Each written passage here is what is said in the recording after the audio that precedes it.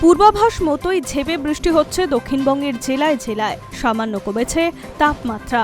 আবহাওয়া দপ্তর বলছে দক্ষিণবঙ্গের জেলাগুলিতে আগামী কয়েকদিন বিক্ষিপ্তভাবে ঝড় বৃষ্টি জারি থাকবে। গরম কিছুটা কমবে। ভ্যাপসা গরম আর অস্বস্তি থেকেই রেহাই মিলবে আগামী কয়েকদিন। আবহাওয়া দপ্তর বলছে কলকাতা সহ বেশ কিছু জেলায় শুক্রবার বৃষ্টি হবে। ঝড় বৃষ্টির অধিক সম্ভাবনা রয়েছে পূর্ব মেদিনীপুর, পশ্চিম মেদিনীপুর, ঝাড়গ্রাম, বাঁকুড়া, পুরুলিয়ায়। এই সমস্ত জেলাগুলিতে 50 থেকে 60 কিলোমিটার বেগে ঝড়ের পূর্বাভাস রয়েছে। দক্ষিণবঙ্গের বাকি জেলাগুলিতেও বিক্ষিপ্ত ঝড় বৃষ্টি হবে। ঝোড়ো হাওয়ার গতিবেগ থাকতে পারে ঘন্টায় 40 থেকে 50 কিলোমিটার।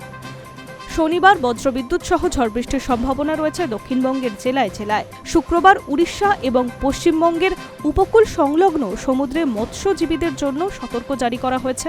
আবহাওয়া অফিস বলছে টানা ঝড় বৃষ্টির কারণে তাপমাত্রা কমবে কলকাতা সহ দক্ষিণবঙ্গে। শনিবারের মধ্যে দক্ষিণবঙ্গের তাপমাত্রা 2 থেকে 3 ডিগ্রি সেলসিয়াস কমতে পারে বলে জানা গিয়েছে। শহর কলকাতাতেও ভ্যাপসা গরমে অস্বস্তি কিছুটা কমবে। টানা ভারী বৃষ্টির পর উত্তরবঙ্গে এবার দাপট কিছুটা কমবে। শুক্রবার ও শনিবার উত্তরবঙ্গের সব জেলায় বজ্রবিদ্যুৎ সহ বিক্ষিপ্ত বৃষ্টির সম্ভাবনা।